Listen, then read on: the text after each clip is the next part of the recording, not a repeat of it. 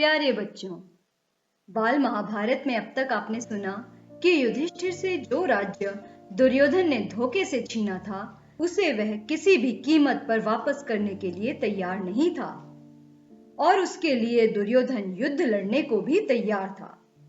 सभी बड़े और श्री कृष्ण भी जानते थे कि अगर युद्ध हुआ तो यह मानव कल्याण के लिए ठीक नहीं होगा।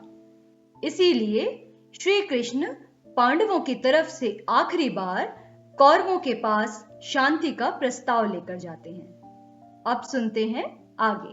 शांति की बातचीत करने के उद्देश्य से श्री कृष्ण हस्तिनापुर गए। उनके साथ सात्यकी भी गए थे। रास्ते में कुश स्थल नामक स्थान में वह एक रात विश्राम करने के लिए ठहरे। हस्तिनापुर में जब यह खबर पहुंची कि श्री कृष्ण पांडवों की ओर से दूत बनकर संधि चर्चा के लिए आ रहे हैं, तो धृतराष्ट्र ने आज्ञा दी कि नगर को खूब सजाया जाए। पुरवासियों ने द्वारकाधीश के स्वागत की धूमधाम से तैयारियां की।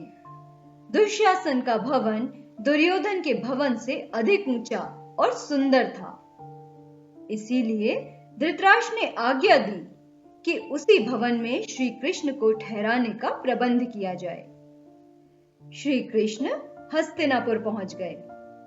पहले श्री कृष्ण धृतराष्ट्र के भवन में गए, फिर धृतराष्ट्र से विदा लेकर वे विदुर के भवन में गए। कुंती वहीं कृष्ण की प्रतीक्षा में बैठी थी। श्री कृष्ण को देखते ही उन्हें अपने पुत्रों का स्मरण हो आया। श्री कृष्ण ने उन्हें मीठे वचनों से सांत्वना दी और उनसे विदा लेकर दुर्योधन के भवन में गए। दुर्योधन ने श्री कृष्ण का शानदार स्वागत किया और उचित आदर सत्कार करके भोजन का न्योता दिया। श्री कृष्ण ने कहा, राजन, जिस उद्देश्य को लेकर मैं यहाँ आया हूं वह पूरा हो जाए तब मुझे भोजन का न्योता देना उचित होगा। यह कहकर वे विदुर के यहाँ चले गए और वहां भोजन करके विश्राम किया। इसके बाद श्री कृष्ण और विदुर में आगे के कार्यक्रम के बारे में सलाह हुई। विदुर ने कहा, उनकी सभा में आपका जाना भी उचित नहीं है।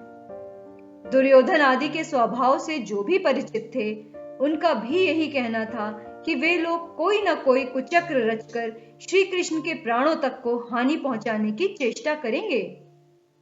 विदुर की बातें ध्यान से सुनने के बाद श्री कृष्ण बोले, मेरे प्राणों की आप चिंता न करें।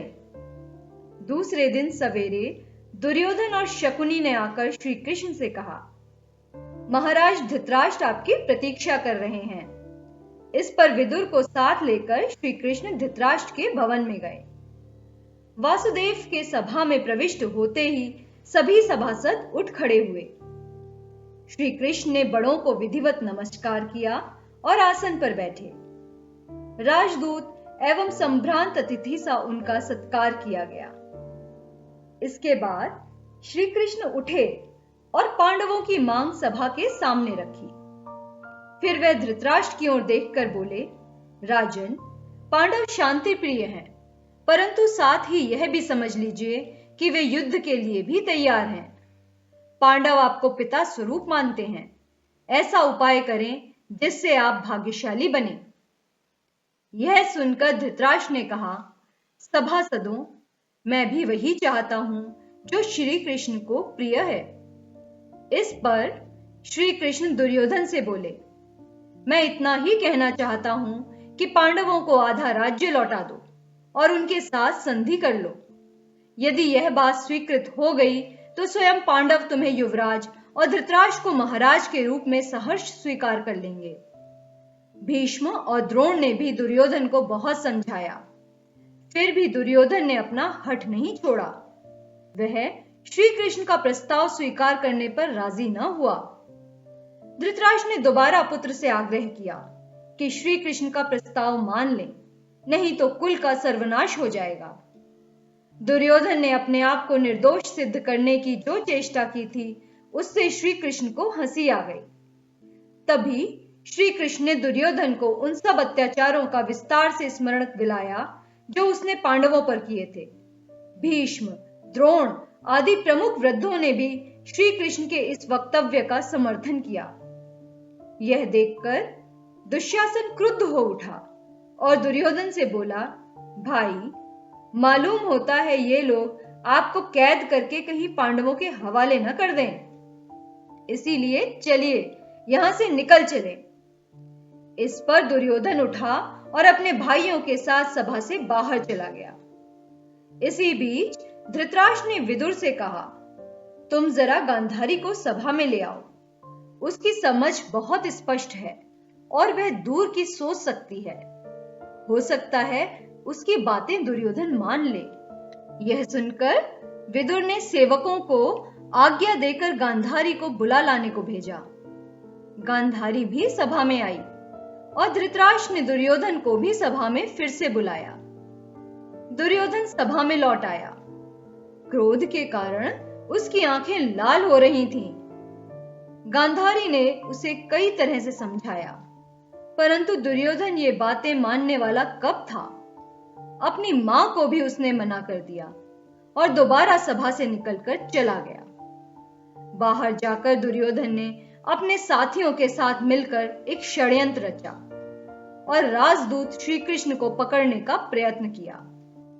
श्री कृष्ण ने तो पहले ही इन बातों की कल्पना कर ली थी।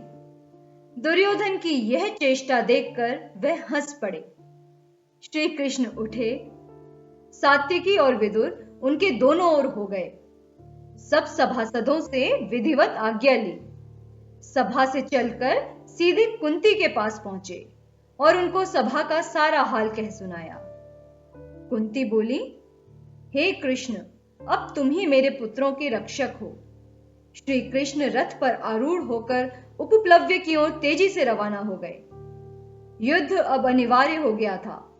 श्री कृष्ण के हस्तिनापुर से लौटते ही शांति स्थापना की जो थोड़ी बहुत आशा थी वह भी लुप्त हो गई। कुंती को जब पता चला कि कुलनाशी युद्ध छिड़ेगा ही तो वह बहुत व्याकुल हो गई।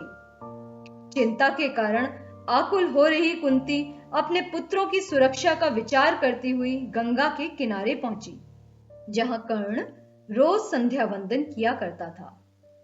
मध्याह्न के बाद कर्ण का जप पूरा हुआ तो उसे यह जानकर असीम आश्चर्य हुआ कि महाराज पांडु की पत्नी और पांडवों की माता कुंती ही उसका उत्तरीय सिर पर लिए खड़ी हैं। कर्ण ने शिष्टापूर्वक अभिवादन करके कहा, आज्ञा दीजिए, मैं आपकी क्या सेवा करूं? कुंती ने गदगद स्वर में कहा, कर्ण, यह ना समझो कि तुम केवल सूत पुत्र ही हो। ना तो राधा तुम्हारी मां है, ना अधिरथ तुम्हारे पिता। तुमको जानना चाहिए कि राजकुमारी प्रथा की कोख से तुम उत्पन्न हुए हो। तुम सूर्य के अंश हो। थोड़ा सुस्ताने के बाद वह फिर बोली, बेटा, दुर्योधन के पक्ष में होकर तुम अपने भाइयों से ही शत्रुता कर रहे हो। धृतराष्ट्र के लड़कों के आश्रित रहना तुम्हारे लिए अपमान की बात है।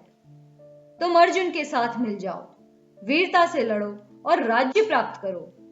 वे भी तुम्हारे अधीन रहेंगे और तुम उनसे घिरे हुए प्रकाशमान होगे। कर्ण माता कुंती का यह अनुरोध सुनकर बोला, मां, यदि इस समय मैं दुर्योधन का साथ छोड़कर पांडवों की तरफ चला गया तो लोग मुझे ही कायर कहेंगे। अब जब युद्ध होना निश्चित हो गया है तो मैं उनको मझधार में कैसे छोड़ जाऊं? यह तुम्हारी कैसी सलाह है? आज मेरा कर्तव्य यही है कि मैं पांडवों के विरुद्ध सारी शक्ति लगाकर लड़ूं। मैं तुमसे असत्य क्यों बोलूं? मुझे क्षमा कर दो। लेकिन हां, तुम्हारी भी बात एकदम व्यर्थ नहीं जाएगी। अब मैं यह करूंगा कि अर्जुन को छोड़कर और किसी पांडव के प्राण नहीं लूंगा। या तो अर्जुन इस युद्ध में काम आएगा या मैं। दोनों में से एक को तो मरना ही पड़ेगा। शेष चारों पांडव मुझे चाहे कितना भी तंग करें, मैं उनको नहीं मारूंगा। मां, तुम्हारे तो 5 पुत्र हर हालत में रहेंगे, चाहे मैं मर जाऊं चाहे अर्जुन। हम दोनों में से एक बचेगा और बाकी 4 तो रहेंगे ही। तुम चिंता ना करो। अपने बड़े पुत्र की ये सारी बातें सुनकर माता कुंती का मन बहुत विचलित हुआ, परंतु उन्होंने उसे अपने गले से लगा लिया और बोली, तुम्हारा कल्याण हो। कर्ण को इस प्रकार आशीर्वाद देकर कुंती अपने महल में वापस चली आई। तो बच्चों, ये थी कहानी शांति दूत कृष्ण की। अगले अंक में सुनेंगे पांडवों और कौरवों के सेनापति के बारे में।